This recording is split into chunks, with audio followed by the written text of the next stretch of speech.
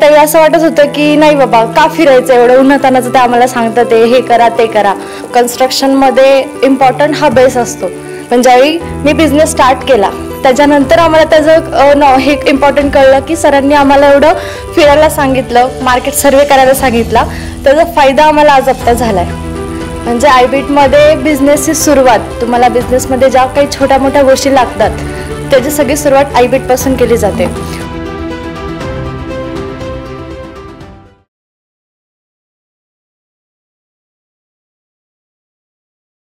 Thank you so much sir, ह्या ट्रॉफीसाठी तुम्ही select केलं.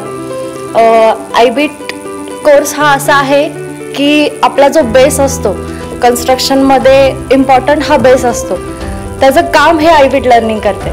म्हणजे आयबीटमध्ये बिझनेसची सुरुवात, तुम्हाला बिझनेसमध्ये ज्या काही छोट्या मोठ्या गोष्टी लागतात त्याची सगळी सुरुवात आयबीटपासून केली जाते. मेन प्रॅक्टिकल नॉलेज असतं आयबीटमध्ये. म्हणजे आपण ज्यावेळी बिझनेस स्टार्ट करतो त्याच्यानंतर आपल्याला प्रॅक्टिकल नॉलेज खूप इम्पॉर्टंट असतं. म्हणजे आयबीटमध्ये गेल्यानंतर आम्हाला आधी स्टार्टिंगला सरांनी मार्केट सर्वे, थोडंसं मटेरियल नॉलेज घ्यायला सांगितलं. पण आम्हाला त्यावेळी असं वाटत होतं की नाही बाबा का फिरायचं एवढं उन्हातानाचं, ते आम्हाला सांगतात ते हे करा ते करा.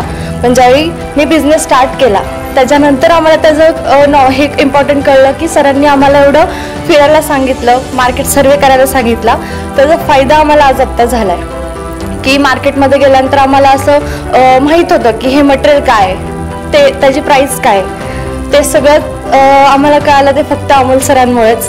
त्यामुळे थँक्यू सो मच सर.